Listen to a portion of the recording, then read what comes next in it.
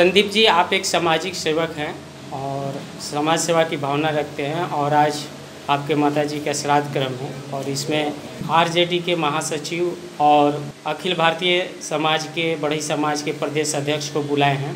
क्या किस उद्देश्य से बुलाए हैं? उद्देश्य था कि बीते दिन दिनांक 21 तारीख को मेरी माँ का समय निधन हो गया, जिससे मैं काफ़ी दुखी था। पिता की तरह हमको सहारा दिए और एक उद्देश्य और था कि समाज के लोगों में जागरूकता फैले ताकि समाज के लोगों को राजनीतिक हिस्सेदारी मिले। कुछ दिन पहले ही पीस मेमोरियल हॉल में बढ़ई समाज का रैली किया गया, जिसमें माननीय नेता प्रतिपक्ष तेजस्वी यादव भी थे। इन्होंने समाज के हर एक मांगों को पूरी करने का वादा किया और साथ ही बढ़ई समाज के साथ हाथ से हाथ मिलाकर चलने का वादा किया। और हमारे आदरणीय मदन शर्मा जी का बुलाने का मुख्य कारण था कि समाज में जागरूकता फैले, जिससे हमारा समाज और भी आगे बढ़े। क्या अपने मोहल्ला के भी जो गली वगैरह है, क्या उसके लिए भी आप मदन शर्मा जी से बात करेंगे? हाँ जी, बिल्कुल करेंगे। हम बात किया जाएगा। क्या तो आपको लगता है कि मदन शर्मा जी आपके बात को बड़े नेताओं के बीच रखेंगे? जी बिल्कुल रखेंगे। सर, केबीएल न्यूज़ में आपका स्वागत है और बहुत ही अच्छी बात है कि आप अपने समाज के, अपने जाति के एक समाज सेवी के कार्यक्रम में आए हुए हैं, श्राद्ध कार्यक्रम में। और हम जानना चाहेंगे कि अपने समाज के लिए इस कार्यक्रम में आके आप क्या संदेश देना चाहेंगे? सबसे पहले तो स्वर्गीय संजू देवी जी की असामयिक निधन के बाद जो श्राद्ध कार्यक्रम है उसमें आने का मतलब मुझे मैं श्रद्धा सुमन अर्पित किया और ईश्वर से प्रार्थना करता हूँ कि आत्मा को शांति मिले। मैं ईश्वर से प्रार्थना करता हूँ। तो अभी आप 27 जुलाई को बहुत अच्छा प्रोग्राम किए कृष्ण मेमोरियल हॉल में, तो क्या आप उसका कुछ परिफल जनता को बताएंगे कि तेजस्वी जी क्या क्या वादे किए और कहाँ तक वो सत्य होगा? देखिए, सबसे पहले अखिल भारतीय बढ़ई महासभा के तत्वाधान में बढ़ई न्यायाधिकार महासम्मेलन आयोजित हुई 27 जुलाई 2025 को, और उसमें पूरे बिहार से हमारे वर्ग के लोग, हमारे बिरादरी के लोग आए और माननीय नेता प्रतिपक्ष विधिवत रूप से उस कार्यक्रम का उद्घाटन किया। उद्घाटन के क्रम में संबोधन में बिहार से आए हुए बड़े भाइयों को आश्वासन दिया कि अखिल भारतीय बढ़ई महासभा के द्वारा जितनी मांगे मांगी गई हैं उन मांगों को मैं बाखूबी उसको क्रियान्वयन करूंगा और यहाँ तक जो अतिरिक्त होगा वो भी मैं काम करूंगा। पहला मेरा था कि आज़ादी के बाद पहले दफ़ा बिहार में माननीय श्री लालू प्रसाद जी के पहल पर जातीय गणना हुआ। जातीय गणना का आधार पर 149% हमारी आबादी है। उस आबादी के आधार पे हमें सरकार में प्रतिनिधि चाहिए, टिकट चाहिए, हिस्सेदारी चाहिए। दूसरा है कि बिहार में जो 19,500 मशीन है उसमें मैंने मांग किया था माननीय नेता प्रतिपक्ष से कि 19,500 मशीन मात्र 20% ही बढ़ई जातियों की है, जबकि मेरा बंसवा पेशा है। मेरा काम है फर्नीचर बनाना, लकड़ी चीरना, नक्काशी करना। तो उसमें ये है कि हमारे जो बढ़ई बिरादरी है उनको मात्र 20% है। अभी जो उच्चतम न्यायालय के फैसले के आलोक में बिहार सरकार को आदेश आया है कि 1350 नए आरा मशीन का नियुक्ति आपको निर्गत करनी है। मैंने माननीय नेता प्रतिपक्ष से कहा कि हमारे बिरादरियों को 100 में 50% आप बढ़ई जातियों को केवल अनुगति दें। तीसरा है कि हमारे यहाँ जो प्लास्टिक युग हो गया है, इसका कारण हमारे बढ़ई भाइयों के हाथ बेकार हो गए क्योंकि लकड़ियाँ मिलती नहीं हैं।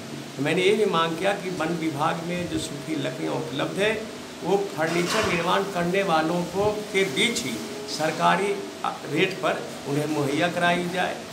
चौथा ये है कि जो केरला में आर्टिजन बोर्ड बनी है उसके आधार के तर्ज पर बिहार में भी आर्टिजन बोर्ड हो, जिसे विकास बोर्ड होता है, सीपी बोर्ड होता है।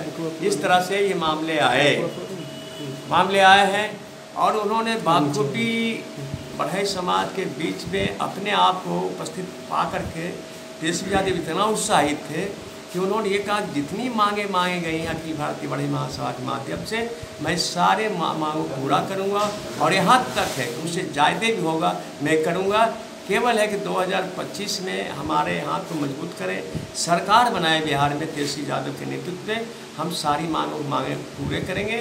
और बढ़ई बिरादरी तो हमारे आदरणीय लालू प्रसाद यादव के साथ ही रहे, चूँकि सामाजिक न्याय की जो अवधारणा है डॉक्टर लोहिया जननायक कर्पूरी ठाकुर के विषय विशेष अवसर के सिद्धांत को बढ़ाए जाते भी उसको आगे बढ़ाने का काम किया। तो सर क्या लगता है कि आपको 2025 में तेजस्वी अपनी सरकार बना पाएंगे? बिल्कुल बना पाएंगे। आपने देखा ना 17 साल बनाम 17 महीने का जो उपलब्धियां हैं तेजस्वी प्रसाद यादव जी का, जो 20 वर्षों में एनडीए सरकार नहीं कर पाई। 5 लाख बीपीएससी के द्वारा नौकरियां दी गई, 3.5 लाख जो लोग डेली बेसिस पर थे उनकी सेवा को राज्यकर्मी का दर्जा दिया गया, आईटी सेल में काम किया गया, वन एवं पर्यावरण में काम किया, स्वास्थ्य विभाग में काम किया, जो 20 तो वर्षों में ये श्रेय जो है सर केवल तेजस्वी को नहीं बल्कि नीतीश को भी जाता है। नहीं, ऐसा नहीं। तो 20 साल में आप क्या कर रहे थे? आप 20 साल में क्या कर रहे थे? उससे आपके पास है जाति गणना के लिए हमारे आदरणीय नेता लालू प्रसाद जी कहते रहे, फिर प्राइम मिनिस्टर से डेलीगेट मीट हुआ इंक्लूडिंग चीफ मिनिस्टर का नो एट ऑल नहीं, संभव नहीं है।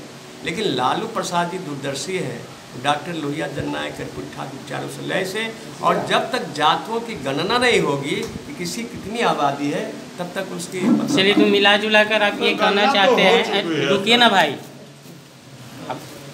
तो मिला जुला के आप ये कहना चाहते हैं कि बढ़ई समाज यानी विश्वकर्मा समाज जो है वो खुलकर राजद का सपोर्ट करे? बिल्कुल सपोर्ट करना चाहिए। मैं बताता हूँ कि 1994 में पटना के ऐतिहासिक गांधी मैदान में बिहार झारखंड जब एक था तो 1.5 लाख बढ़ई इकट्ठे हुए थे और माननीय तत्कालीन मुख्यमंत्री लालू प्रसाद जी ने विधिवत उद्घाटन किया था।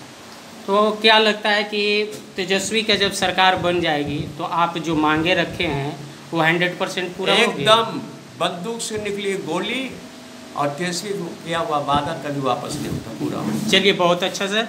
अब ये हम एक चीज़ और जानना चाहेंगे सर आपसे, आप अनुभवी आदमी हैं, कि अभी आप 27 तारीख को रैली किए और आप ही के समाज के कुछ नेता जो हैं 30 तारीख को गांधी मैदान में रैली किए, जिसमें राहुल गांधी को बुलाने का वादा किया गया और बगैर राहुल गांधी के सभा को संबोधित कर दिया गया। देखिए सवाल ये है कि हमारे बिहार में पूरे देश में जाति व्यवस्था है और समाज के अंदर विभिन्न जातियां हैं, धर्म बदली जा सकती है, जाति नहीं।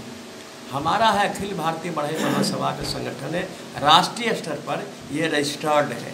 अब कुछ लोगों ने, ये मैं कहना चाहूँगा, कुछ लोग मान लेते हैं कुछ ऐसी जातियां हैं जो विश्वकर्मा वंशज नहीं, विश्वकर्मा नहीं मानते हैं, अपने आप को वैश्य मानते हैं।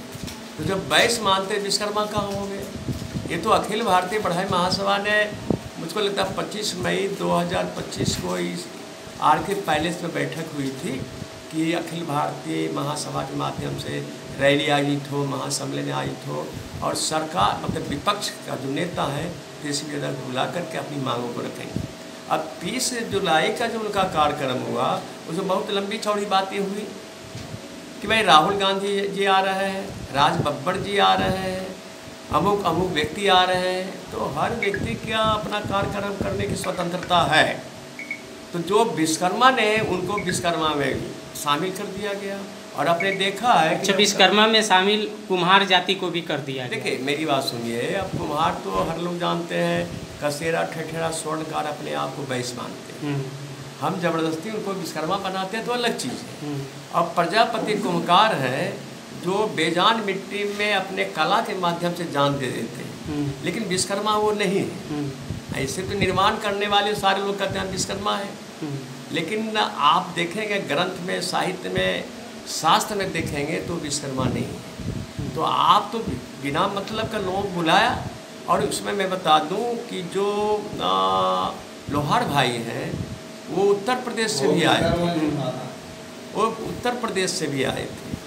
उनकी मंशा यही थी कि 27 जुलाई के जो बढ़ई का जो महासम्मेलन है उसको हम बाधित करें, लेकिन ऐसा कुछ है नहीं। अब सवाल यह कि जिस दिन हमारे बढ़ई भाई की आबादी बिहार में 22.5 लाख है, इनके पास मैंने तो अपने संबोधन में कहा कि अगर काश मंडल कमीशन नहीं होता है यहाँ तो बढ़ई का बेटा आईजी, डीआईजी, कलेक्टर, एसपी नहीं होता। वो बिहार कैडर में, बिहार के लोग दूसरे कैडर में, दूसरे राज्यों में हैं। तो मंडल कमीशन नहीं होता तो आप एसपी, कलेक्टर नहीं होते। और जननायक कर्पूरी ठाकुर की पिछड़ा का रिजर्वेशन नहीं होता, इस समाज के एसपी, ये डीएसपी, बीडीओ और सारे चीज़ नहीं होते। इसे विशेष अवसर का सिद्धांत ये डॉक्टर लोहिया को जननायक कर्पूरी ठाकुर ने उतारा और उसको अक्षरशः आदरणीय लालू प्रसाद जी उतारा। सर आखिरी सामाजिक सवाल, क्रांति है। सर आखिरी सवाल हाँ। कि अपने समाज को आप क्या संदेश दे रहे हैं 2025 विधानसभा के? देखिए, हमारा ये कहना है कि हर व्यक्ति की अपनी अभिव्यक्ति की स्वतंत्रता है। तो आज़ाद देश के आज़ाद होते हुए 78 साल हो गए। पहले दफ़ा 1977 में श्री गौतम सागर राणा माननीय विधायक के रूप में हुए, 80 में भी हुए। उसके बाद लालू प्रसाद जी ने बाद के दिनों में विधान पार्षद ही बना दिया। तो जो हमारी रक्षा करेगा, जो हमारी प्रतिष्ठा देखेगा, जो हमें अधिकार देगा, हम उनके साथ हैं। मतलब इस बार जो है बढ़ई समाज का वोट किधर जाना चाहिए? अरे भाई, तुम्हें तो बताया, मैंने तो बताया। देखिए, मैंने कहा कि हर व्यक्ति की अभिव्यक्ति की स्वतंत्रता है, वोट डालने की भी स्वतंत्रता है। एक गुप्त रूप से मतलब लोग वोट डालते हैं। लेकिन मैंने कहा कि 1994 के बाद बढ़ई जाति लालू जी के साथ रहे, उन्होंने वोट भी दिया है। उससे पहले वो नेता मानते थे बड़े जाति जननायक कर्पूरी ठाकुर जी को मानते हैं। तो सामाजिक क्रांति में हमारी आस्था है। चूँकि हम बैकवर्ड हैं, हमें अछूत भी रखा गया, जबकि निर्माण कार्यों में हमारी अहम भूमिका रही है। हम प्रधानमंत्री की भी कुर्सी बनाते हैं, हम राष्ट्रपति की कुर्सी बनाते हैं, हम मंदिर मस्जिद भी बनाते हैं, सारी चीज़ें हम बनाते हैं। लेकिन जिसकी आबादी ये है, जिसकी समाज में इनका काफ़ी मजबूती से योगदान रहा है, वैसे बिरादरी को कुर्सी से वंचित रखा गया। ये लोकतंत्र के लिए सही नहीं है। अच्छा, अपना परिचय बता दीजिए। मदन शर्मा, प्रदेश अध्यक्ष अखिल भारतीय बढ़ई महासभा, सह प्रदेश राष्ट्रीय जनता दल का मैं महासचिव।